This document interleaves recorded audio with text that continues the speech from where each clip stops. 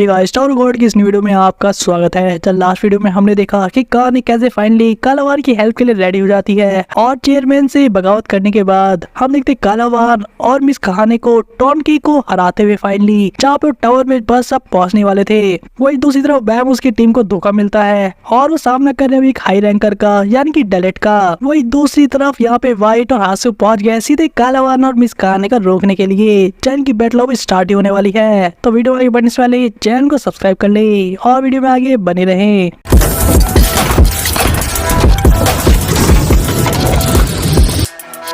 Episode के start में हम देखते हैं कैसे व्हाइट ने लास्ट टाइम खुद को स्लेयर कह के इंट्रोड्यूस कराया था। जब कालावान को देखी काफी एक्साइटेड था, वही मिस कहानी जब स्लेयर टाइटल को सुनती है तो वो इनसे पूछती है क्या इसका मतलब ये है तुम फक से हो, और इसके साथ ही वो इस बात से खुश नहीं थी कि भला स्लेयर यहाँ पे क्या कर रहा है उसके सिस्टर के इस टूम में। जाकर मिस कहानी की माने तो व्हाइट को कहती है कि उन्हें यहाँ पे इसके सिस्टर के पास नहीं आना चाहिए था। वही दूसरी तरफ व्हाइट जो कि मिस कहानी को कहता है, जब उसकी बात सुनता है तो समझ जाता है हो ना हो ये उस वॉर हीरो की सिस्टर है, जो चीज से वो कंफर्म भी करता है और साथ ही उसे कहता है मैं समझ सकता हूँ तुम्हारी फीलिंग्स क्या है और तुम अपनी सिस्टर को वापस से जगाना चाहती हो, लेकिन क्या तुम्हें थोड़ा भी अंदाजा है जो पर्सन तुम्हारे साथ खड़ा है वो कौन है। और यहाँ पे वो रिवील कर देता है कि कैसे कालावान स्क्वाड्रन कमांडर रह चुका है जहाद की आर्मी में। जहाँ इस कहानी को तो पहले विश्वास ही नहीं होता, जहाँ कालावान की तरफ देख रही थी और फाइनली उससे पूछ लेती है क्या ये बात सच है, जिसपे कालावान झूठ नहीं बोलता और कहता है कि हाँ थोड़े समय पहले तक ही मैं स्क्वाड्रन कमांडर था जहाद की आर्मी में। जब हम इस कहानी को ये सच्चाई सुनने के बाद बिल्कुल अच्छा नहीं लगता कि कैसे कालावान ने उसे धोखा दिया।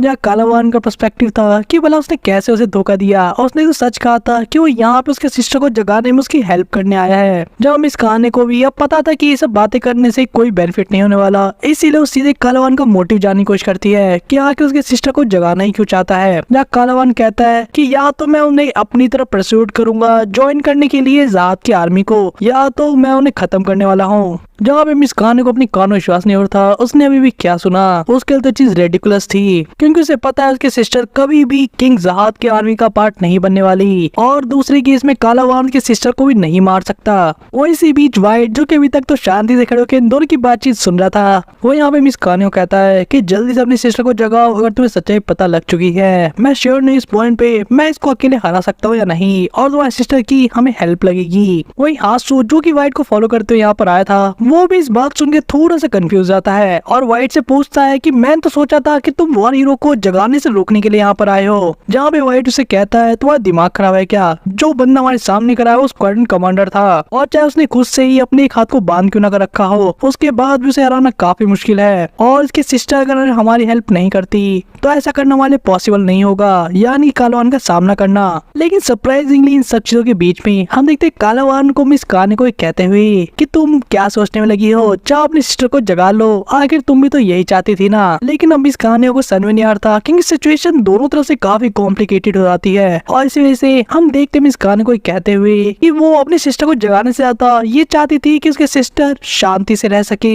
और अब जो सिचुएशन बन रही है अब मैं ऐसा नहीं करना चाहती। चाहे कालावान पीस का नाम सुनते ही कहता है दैट्स इम्पॉसिबल, क्योंकि तुम्हारी सिस्टर एक वॉरियर है यानी कि एक योद्धा, और जो भी तुम्हारी सिस्टर को जगाएगा इसका सिर्फ एक ही मतलब है कि उसकी पावर के पीछे है। और कालावान यहाँ पे एक स्माइल के साथ यहाँ पे मिस कहानी को समझाने की कोशिश करता है कि एक योद्धा को शांति तभी मिल सकती है जब वो अपनी मौत को स्वीकार कर ले। और यह कालावान साथ में एक वार्निंग भी देता है जहाँ वो बताता है कि कोई फर्क नहीं पड़ता वो कब जागेगी, आज या कल या फ्यूचर में, जब भी वो जागेगी तब वो सीधे बैटलफील्ड की तरफ जाने वाली है, क्योंकि यही उसका काम है और यही उसकी डेस्टिनी। जब हम कालावान को बोलते के साथ ही आगे बढ़ते हुए देखते हैं, यानी कि व्हाइट से फाइट करने के लिए रेडी होते हुए। वही मिस कहानी को अभी समझ में नहीं आ रहा था कि कालावान कहना क्या चाहता है, क्योंकि मिस कहानी के लिए तो वो बस उसकी एक सिस्टर थी जिसको जगाना चाहती थी, ना कि किसी योद्धा को जिसके पास काफी अनलिमिटेड लेवल की पावर्स है। वही व्हाइट जो कि कालावान की तरफ बढ़ रहा था अपनी स्वॉर्ड लेके, वो आंसू कहता है कि चाहे जो भी हो अब रोना दोनों बंद करो तुम भी, और भागना चालू कर दो और पीछे मुड़ के मत देखना, क्योंकि मैं अब तुम्हारी हेल्प नहीं कर सकता। जहाँ पे व्हाइट अपनी स्वॉर्ड से अटैक भी कर देता है, साथ ही जहाँ आंसू कहता है कि मैं तो श्योर भी नहीं हूँ कि फाइट के बाद मैं सर्वाइव करने वाला हूँ या नहीं। वही दूसरी तरफ हम देखते हैं कालावान को भी, जो अपनी एसेंस ऑफ ब्रेवरी वाले पंच को यूज करता है व्हाइट के सामने। इसी के साथ सीन शिफ्ट हो जाता है, हम देखते हैं टर्टल शॉट को, यानी कि बैम के रेड थाइसा ट्रांसफॉर्मेशन को, जो कि पहले से भी शार्प और बिगर हो गई थी और से में काफी मैजेस्टिक लग रही थी, जिसका नाम यहाँ पे बैम टेल रखता है। वो इस पॉइंट पे जहाँ पे रैक अभी कून में काफी गुस्सा था, क्योंकि यहाँ पे कून ने बैम के पावर्स को तो बढ़ा दिया लेकिन रैक के साथ ऐसा नहीं किया, और कून रैक की बात यार नहीं मानता और कहता है तुम अपने ऊपर देख लो, मैं तो हेल्प नहीं करने वाला। वो इनके सामने जो सेकेंड स्ट्रॉन्गेस्ट रैंकर था इस जगह का, वो खड़े होकर सोच रहा था कि सारे कैसे मिस्टेस पावर को यूज कर रहे हैं, लेकिन चाहे जो भी हो at the end of the day वो सभी रेगुलर है, और चाहे कितना भी शोर मचा ले वो एक रैंकर को तो नहीं हरा सकते। उसके सामने यहाँ पे कून का कहना था कि उसे उस रैंकर को अभी ही हरा देना चाहिए जब उसका ध्यान इन पे नहीं है। वही रैक कभी भी चिल्ला रहा था, कह रहा था कि हे मुझे वो पावर चाहिए, मुझे भी दो। वही दूसरी तरफ हम देखते हैं बैम को, जो फाइनली फाइट के लिए आगे बढ़ जाता है और सीधे हेड ऑन अटैक करता है, जो चीज थोड़ा सरप्राइज करते है यहाँ पे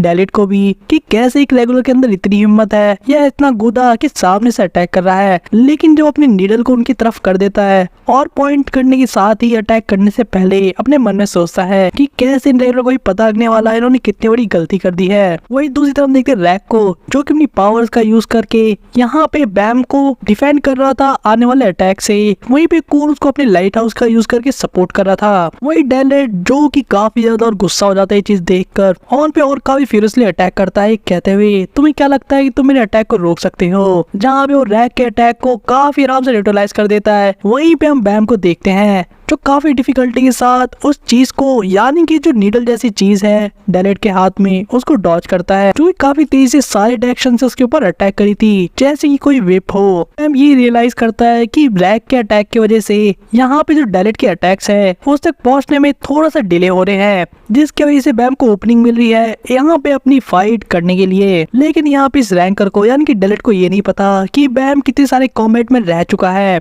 और यहाँ पे हम बैम को भी देखते हैं जो कि अटैक को काफी अच्छे से एनालाइज कर रहा था, साथ ही में ये सोचने के कि कैसे जो स्पीड है वो काफी खतरनाक तो है, लेकिन गार्डों के पावर इसके सामने बहुत ज्यादा थी जिसका उसने सामना किया था केज के अंदर। और इसलिए हम देखते बैम को एक ओपनिंग ढूंढते हुए जहाँ पे डेलेट की काफी क्लोज रेंज से अटैक करने वाला था। जहाँ डेलेट भी उसको नोटिस कर लेता है, सोचता है कैसे सच में लग रहा है कि मैंने अपना गार्ड डाउन कर दिया है। लेकिन यहाँ पे हमें पता लगता है कि कैसे जो डेलेट है वो इंस्टेंटेनियस स्पीड यानी कि जो एकदम से डायनामिक पावर यूज होती है उसमें और भी अच्छा है, और वो यहाँ पे अटैक करने वाला होता है। लेकिन तभी सरप्राइज आती है चीज देख के कि कैसे रैक और कून ने अपनी पावर को कंबाइन कर लिया था काइंड ऑफ, जहाँ पे रैक अपने रॉक को काफी सॉलिड कर लेता है, वहीं पे उसकी पावर को एनफोर्स करने के लिए कून अपनी फायर का यूज करता है, जो चीज उस रैंकर के अटैक को रोक लेती है। और साथ ही रैक के जो लाइट हाउस थे वो और भी कमाल की एक चीज करते हैं, यानी कि उस नीडल को ही फ्रीज कर देते हैं। और इसी मोमेंट का फायदा उठा के बैम फाइनली फर्स्ट अटैक करता है, जिसकी वजह से इस रैंकर की नीडल ही टूट जाती है। जहाँ पर उसे फाइनली समझ में आ रहा था कि अगर तीनों इतने अच्छे से टीम वर्क से फाइट कर रहे हैं तो सही में डेफिनेटली एक डेंजरस थ्रेट उसके लिए पोज कर रहे हैं, और यहाँ पे वो जल्दी से इनके साथ डील करना चाहता था। वही बैम जो कि अपनी इस पावर को देखकर काफी खुश था कि कैसे उसकी ट्रांसफॉर्मेशन काम कर रही है। वही साथ ही हम बैम को ये सोचते हुए देखते हैं, यानी कि अपनी एबिलिटीज को लेकर कि कैसे वो कालावान से फाइट करेगा तो लॉन्ग रेंज इशू अटैक नहीं कर सकता, उससे ज्यादा डैमेज कालावान को नहीं पड़ने वाला।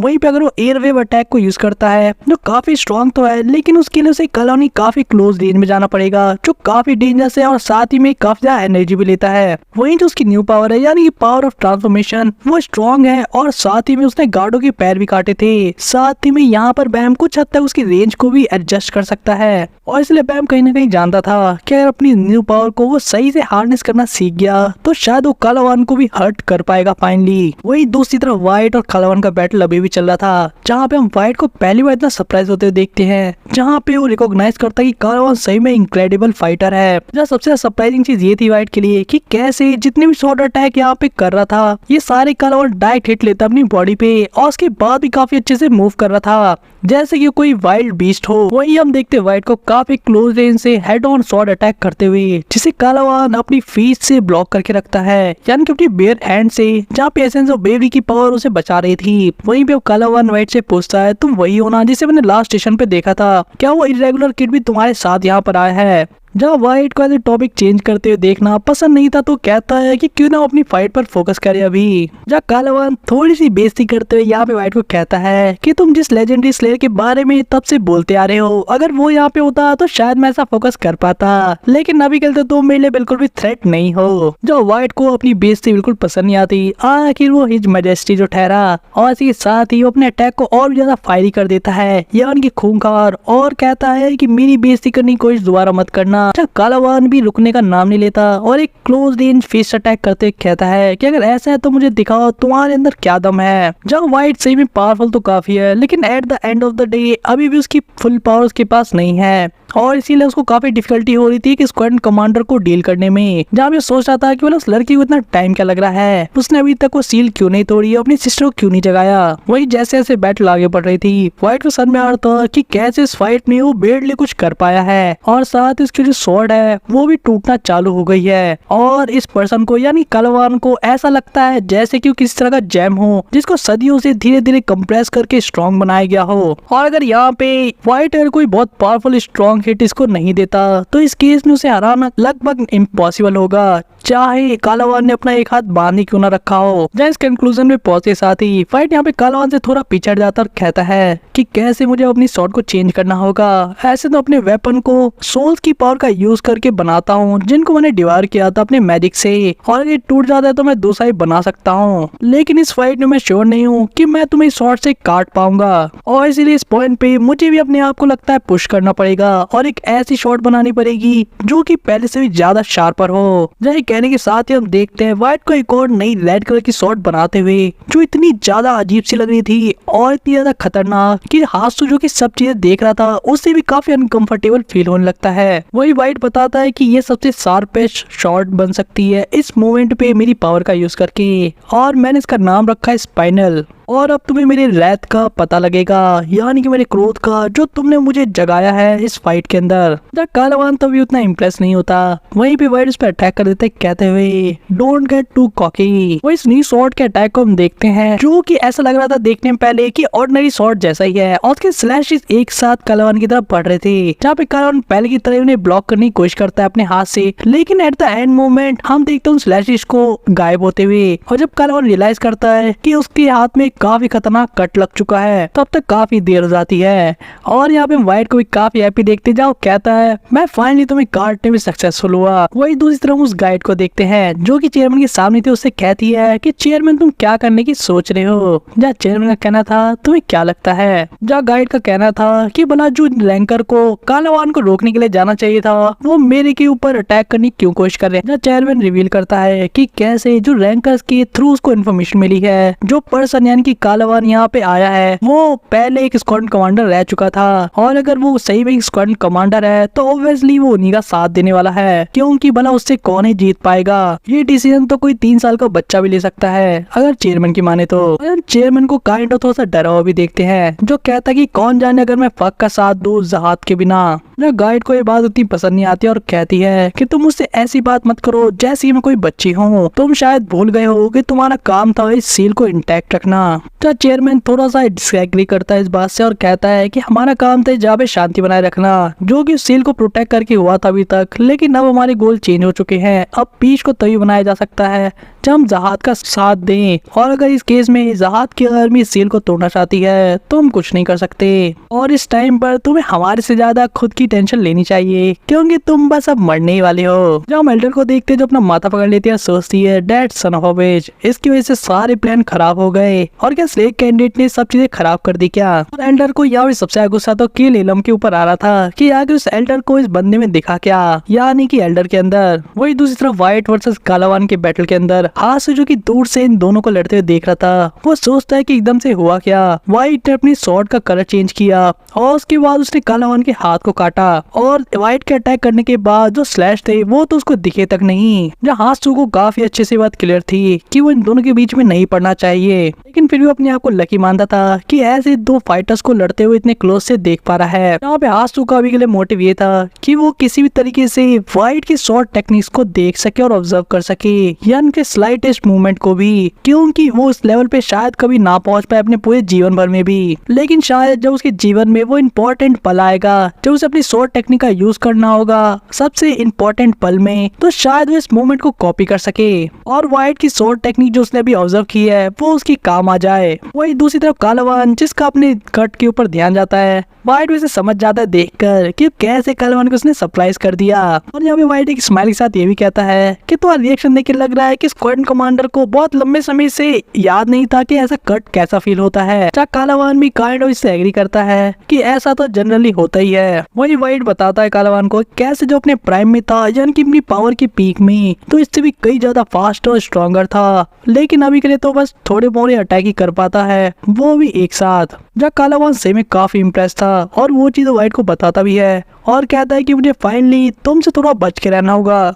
जब वाइट अपनी तारीफ सुन के फाइनली खुश हो जाता है, लेकिन कहता है कि अब इसके लिए थोड़ी सी देर हो चुकी है। जब उसे मल्टीपल अटैक करते हुए देखते हैं जहाँ स्लैशेस साइड डायरेक्शन से आ रहे थे और वो एकदम से गायब हो जाते हैं, और हम देखते हैं कालावान की पूरी बॉडी पे अलग अलग जगह पे बहुत सारे कट्स लगते हुए, जहाँ पे वाइट अब कालावान कहता है कि शायद मैं तुम्हें अभी मारने के लिए इनफ ना हो, लेकिन फिर भी मेरे जैसे और भी लोग यहाँ पर हैं और तुम अकेले, और तुम सही में इतना ज्यादा वॉर डाउन नहीं होना चाहोगे, यानी एक तरीके से लड़ने की हालत में ना रहना। जहाँ पे कालावान अब यहाँ पे काउंटर अटैक कर देता है अपनी पावर का लेवल इंक्रीज करते हुए और ये कहते हुए कि कैसे किसने कहा कि मैं अब लड़ने की हालत में नहीं हूँ। वही कालावान का जो लास्ट अटैक था वो काफी क्लोज रेंज से करने के लिए था, लेकिन हम देखते हैं वाइट को जो कि वापस अपने और कालावान के बीच के डिस्टेंस को मेंटेन करते हुए पीछे हट जाता है और वापस से कालावान पे अटैक करता है कहते हुए कि शायद मेरी पावर उतनी ना हो, लेकिन मेरी जो फुट टेक्निक है वो अभी भी वैसी की वैसी है और तुम मेरे ज्यादा क्लोज आके अटैक नहीं कर पाओगे। जब कालावान वाइट के ऊपर ताना मारते कहता है तो इसका ये मतलब है कि तुम ऐसे ही दूर से अटैक करते रहोगे मुझसे भागते हुए। जब वाइट को ये बात बिल्कुल पसंद नहीं आती और वो कहता है कि तुम शायद थोड़ा सा गलत समझ रहे हो, मैं भागने वालों में से नहीं हूँ, बल्कि मैं अपने पूरे जीवन में कभी नहीं भागा हूँ। तुम्हें शायद अभी भी समझ में नहीं आया कि तुम भला किससे डील कर रहे हो। जहाँ हम देखते हो कुछ काफी क्रेजी चीज को, यानी कि वाइट की अलग ही लेवल की पावर को, जहाँ उसके पीछे हम अलग ही तरीके की पावर की मैनिफेस्टेशन को देखते हैं जो किसी तरीके का रीपर लग रहा था। जहाँ इस पल पे वाइट अपनी शॉट को कालावान की तरफ पॉइंट करते हुए कहता है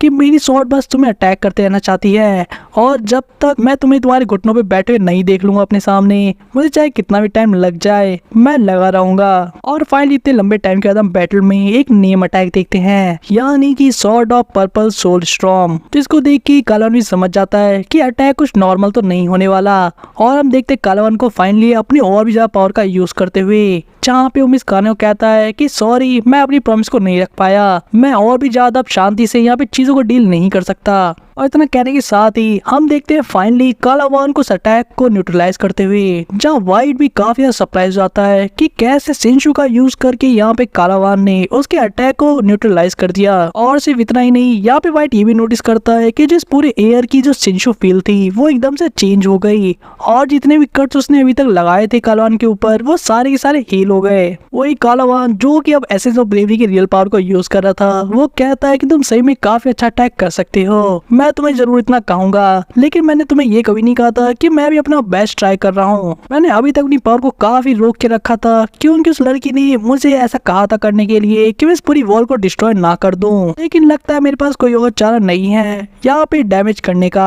वही क्योंकि अब कालावान अपनी रियल पावर को यूज करता है तो हम देखते हैं सही में काफी क्लोज रेंज में आ जाते हुए वाइट के और हेड ऑन काफी सारे पंचे से अटैक करते हुए, जब वाइट भी अपनी शॉट की पावर को इंक्रीज करता है उस पर अटैक कर देता है कहते हुए कि मैं तुम्हें कहा ना मुझे अंडरएस्टिमेट मत करना। जहाँ कहने के साथ ही वाइट एक और लीथल मूव को यूज करता है, यानी कि deathly sword of crimson spirit को, लेकिन सरप्राइजिंगली यहाँ पे कालावान अपने बेयर हैंड से उस स्वॉर्ड को रोक लेता है जिसका से काफी बड़ा धमाका भी होता है, लेकिन कालावान काफी क्लोज रेंज में आ चुका था। जहाँ हम देखते अपने हाथों से उसकी स्वॉर्ड को पकड़े हुए, और यहाँ कालावान फाइनली ये भी एक्नॉलेज कर लेता है कि वाइट इसे में वो लेजेंडरी स्लेयर होगा, यानी कि लेजेंडरी स्लेयर वाइट जो कि फक का था एक टाइम पर, जिससे रॉयल आर्मी सही में काफी डरती थी। और अगर सही में ऐसा है तो यहाँ पे वाइट को अलाइव कैप्चर करने वाला है। क्योंकि इसकी वजह से काफी अच्छा प्रमोशन जो मिलेगा। जब व्हाइट को भी समझ में आ गया था कि इस कालावान कोई नॉर्मल बंदा नहीं है, वही फाइनली कालावान एक काफी तगड़ा पंच मारता व्हाइट को, जो कि सीधे उसके गट में जाके लगता है। लेकिन ये पंच उतना नॉर्मल नहीं था, इसके अंदर एसेंस ऑफ ब्रेवरी की एक पावर का यूज करते हम देखते हैं, जिसका नाम कालावान ने रखा था एक्सप्लोजन बॉम्बर, जो कि और भी ज्यादा दूर और डैमेज करता है व्हाइट को। जहाँ पे हाथ भी व्हाइट को देखकर अब परेशान हो जाता है और हम व्हाइट के मुंह से भी ब्लड आते हुए देखते हैं। जहाँ पे व्हाइट ऐसे तो स्माइल कर रहा था, लेकिन मन ही मन वो जानता है और वो बताता भी कैसे वो कितना फ्रस्ट्रेट हो चुका है। उसकी जो सोल पावर है वो लगातार कमजोर होती जा रही है, और अगर वो अपनी पीक पावर्स पे होता, यानी कि जो उसकी पुरानी पावर्स थी, तो कालावान जैसे लिटिल पंक से कभी भी नहीं हारता। लेकिन अभी कालावान को देखकर समझ में आ रहा है कि सिचुएशन उसके लिए बिल्कुल भी अच्छी नहीं है, और अभी भी गुस्सा उस लड़की पे आ रहा है, यानी कि मिस काने पे, कि अगर उसको इतना टाइम क्यों लग रहा है। वही हम दूसरी तरफ मिस काने को देखते हैं, जो कि उस जगह के सामने खड़ी थी जहाँ उसकी सिस्टर सील की गई थी, और वो सोच रही थी कि कैसे उसको जगाने की जो की है, यानी कि चाबी, वो उसकी मेमोरीज हैं, और उसे एग्जैक्टली एक मंथ बाद की कोई भी चीजें याद तो नहीं है जो उसके सिस्टर को सील कर दिया गया था। लेकिन उसे अभी तक ये चीज पता है कि उसको वापस से जगाने की जो की है वो उसकी मेमोरीज है, और अगर वो अपनी सिस्टर को ऐसे मिस करती रहेंगी और उसे याद रखने की कोशिश करेगी, तो एक टाइम अपनी सिस्टर को जगा लेगी और जो सील है वो टूट जाएगी। लेकिन इसके रिटर्न में वो अपनी सारी मेमोरीज उसके बारे में खो देगी, और शायद ये सारी चीजें तभी हुई थी क्योंकि उसके सिस्टर ने सोचा था कि अगर उसके सिस्टर भी वो सारी मेमोरीज को भूल जाए तो काफी अच्छे से रह पाएगी।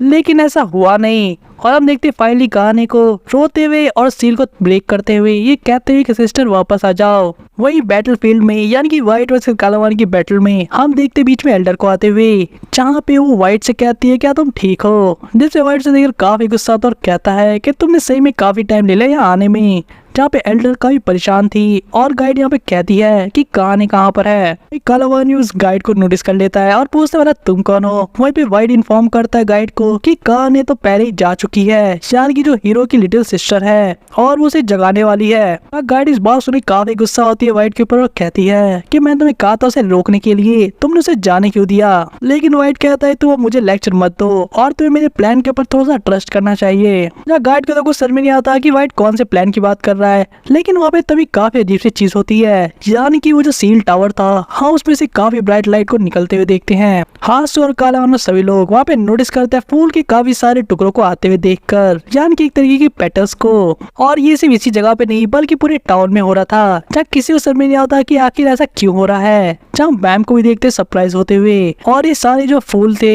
ये वहाँ से निकल के आ रहे थे जहाँ पे डोवान को, यानी उस हीरो को सील किया गया था। वही जो चेयरमैन था सिर्फ वो इकलौता ऐसा पर्सन था जो उस फूल को देखकर समझ जाता है, और वो बताता है कि जो सील है वो टूट चुकी है, यानी कि डोवान द वॉर हीरो वो जाग चुकी है। और हम डोवान को भी देखते हैं जो कि काफी ज्यादा अजीब सी सिचुएशन में थी इतने लंबे समय के बाद जागने के लिए, और अपने सामने देख रही थी बहुत सारे लोगों को लड़ते हुए। जहाँ कालावान उसे देखकर समझ जाता है कि यही है वो रिबल हीरो। डोवान के जाने के साथ ही आज के एक्सप्लेनेशन वीडियो को भी यहीं पे ओवर करते हैं, जहाँ पे एक वॉर हीरो के जागने के साथ ही टावर के सारे पावर डायनेमिक चेंज हो चुके हैं। लेकिन क्वेश्चन अब ये आता है कि भला डोवान अब क्या करेगी? क्या वो फक का साथ देगी जैसा कि उसने पास्ट में किया था, या फिर वो शांति की स्थापना दोबारा से करने के लिए इस बार जहाद की आर्मी जो उसकी पास्ट की सबसे बड़े एनिमी थे उनका साथ देगी? और इन सब के पीछे वाला अपना बैम और उसके दोस्त कहाँ पर फिट होंगे, वो वाला क्या कर पाएंगे इन पावरफुल लोगों के सामने? इन सर्चों के आंसर आपको मिलेंगे आने वाले वीडियोस में, जिसके लिए आपको करना पड़ेगा चैनल सब्सक्राइब और बेल आइकन को ऑन, ताकि आपको मिल सके नोटिफिकेशन वीडियो की। साथ वीडियो पसंद आ रही हो तो मेक श्योर कि वीडियो ज्यादा शेयर कर अपने फ्रेंड्स के साथ,